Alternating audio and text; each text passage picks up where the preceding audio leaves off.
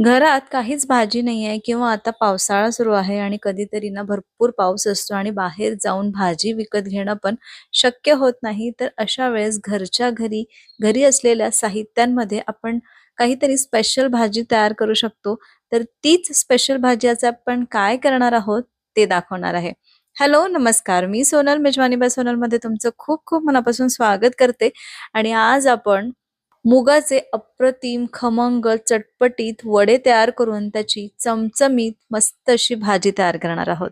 आहे ना वेगळी रेसिपी? तर व्हिडिओला आत्ताच लाईक करा आणि चॅनलवर नवीन असाल तर चॅनलला सबस्क्राईब करा. चला, तर आजच्या या पकोड्यांना किंवा या पकोड्यांच्या ग्रेव्हीला सुरुवात करूया. तर सगळ्यात आधी मी इथे मूग डाळ भिजत घातली. अर्धा कप मूग डाळ आहे, स्वच्छ 2 ते 3 वेळा धुवून घेतली आणि भिजत घातलेली आहे. मूग डाळ भिजायला जास्त वेळ लागत नाही, अर्धा ते 1 तास इनफ होतात. तर मी 1 तास भिजत घातली. त्यानंतर आता याला एकदा यातलं पाणी सगळं काढून घेऊ आणि मिक्सरमध्ये याला छान बारीक करून घेऊ. मिक्सरमध्ये बारीक करताना मी थोडंसं आलं लसूण पेस्ट आणि मिरची इथेच घालत आहे. थोडा कढीपत्ता पण घातला आहे. तुम्ही इथे थोडी कोथिंबीर पण घालू शकता. आणि अजिबात पाणी न घालता याला छान असं बारीक वाटून घ्यायचं. तर हे बघा, आपली ही डाळ छान बारीक वाटून घेतलेली आहे. आता ही आपण एका बोलमध्ये काढू आणि यामध्ये आपले नेहमीचा जो पोहे खायचा किंवा नाश्त्याचा चमचा असतो त्याने फक्त 1.5 चमचा बेसन पीठ घालायचं, चवीपुरतं मीठ घालायचं आहे, कांदा, कोथिंबीर घालायची, हळद, तिखट, तिखटाचं प्रमाण थोडं कमी ठेवा कारण आपण मिरची पण घातलेली आहे किंवा मिरची स्किप करून फक्त तुम्ही तिखटही घालू शकता. त्यानंतर धणे-जिरे पूड घातलेली आहे आणि थोडासा चाट मसाला घालायचा आहे. आता हे छान मिक्स करून घेऊ. कांदा खूप घालायचा नाही आणि कांदा जो आहे तो छान बारीक चिरून घालायचा आहे.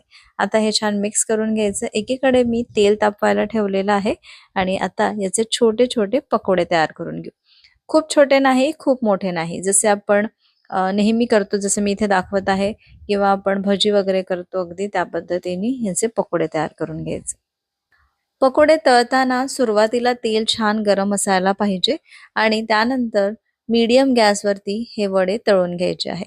तर हे जे वडे आहे ना, म्हणजे आता आपण याचा आकार असा छान गोल ठेवलेला आहे, तर आतून चांगला शिजावा म्हणून सुरुवातीला गॅस जो आहे तो थोडा मोठा ठेवला तरी चालेल, कारण जेव्हा आपण हे वडे तेलामध्ये टाकतो तर तेल छान गरम असायला पाहिजे त्यासाठी.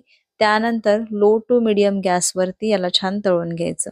एकदा का थोडासा लाईट रंग आलेला झाला आणि थोडेसे शिजत आले की त्यानंतर गॅस कमी करून थोडेसे डार्क रंगावरती याला तळून घ्यायचं, म्हणजे हे छान आतून पण शिजतात. तर हे बघा, किती छान आपले पकोडे तयार झालेले आहे. हे पकोडे तुम्ही असेच खाऊ शकता.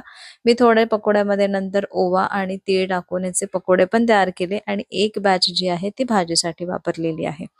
तर आता याची ग्रेव्ही तयार करायला घेऊ. कढईमध्ये मी एक मोठा साईजचा कांदा आणि एक मोठा साईजचा टोमॅटो थोडासा जाड-जाड चिरून घेतला आणि तो भाजून घेऊ. तर 1-2 मिनिटं छान याला भाजून झाल्यानंतर यामध्ये थोडे काजू घातले. 3-4 काजू घालायचे किंवा ऑप्शनल आहे, पण काजू घातल्यामुळे काय होतं ग्रेव्हीला छान रिचनेस येतो. ऑप्शनल आहे, जसं मी सांगितलं, नाही घातलं तरी चालेल. किंवा तुम्ही थोडंसं खोबऱ्याचं कीस किंवा थोडे सुकं खोबरं वगैरे पण भाजताना घालू शकता. आता हे छान भाजून झालेलं आहे, याची बारीक पेस्ट तयार करून घेऊ. आता कढईमध्ये थोडंसं तेल घेतलं, जे आपण पकोडे तळून घेतलं होतं तेच तेल घेतलेलं आहे. त्यामध्ये ग्रेव्ही घातली, म्हणजे पेस्ट घातली आणि ती पेस्ट आपण छान 2-3 मिनिटं परतवून घेऊ. तर तुम्ही बघू शकता किती छान तेल सुटलेलं आहे. आता यामध्ये सगळे सुके मसाले घालायचे, जसं हळद, तिखट, मीठ, धणे-जिरे पूड आणि गरम मसाला पण इथेच घालायचा आहे. आता ह्याला आपण 1-2 मिनिटं परत छान परतवून घेऊ. परत तेल सुटलं की यामध्ये थोडं गरम पाणी घालू आणि याला छान उकळी येऊ देऊ.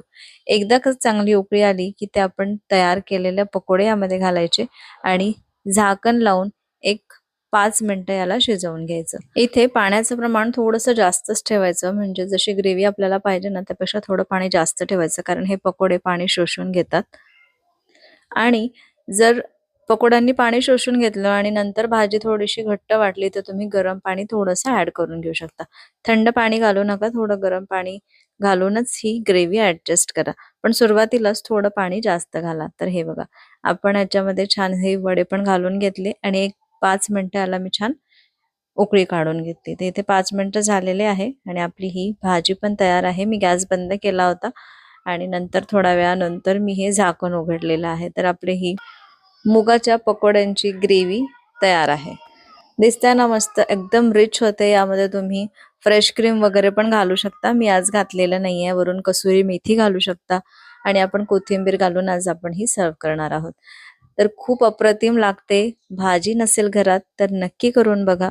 आणि आता पावसाळ्यामध्ये जर कधीतरी भाजी आणायचा कंटाळा आला असेल किंवा पावसाळ्यात जाऊ शकत नसो बाहेर भाजी आणायला, तर त्यावेळेस तर अगदी परफेक्ट ऑप्शन आहे. अशाच जर छान छान पावसाळा स्पेशल भाज्या बघायच्या असेल, ज्या आपण घरच्या घरी साहित्यामध्ये करू शकतो, त्या जर जाणून घ्यायच्या असेल तर मला कमेंटमध्ये नक्की तसं लिहून कळवा. मी तशाच छान छान रेसिपीज आणि छान छान भाज्या तुमच्याशी शेअर करेल. तर चला पुन्हा भेटते अशाच एका मस्त रेसिपी सोबत पुढच्या व्हिडिओमध्ये. तोपर्यंत बाय बाय.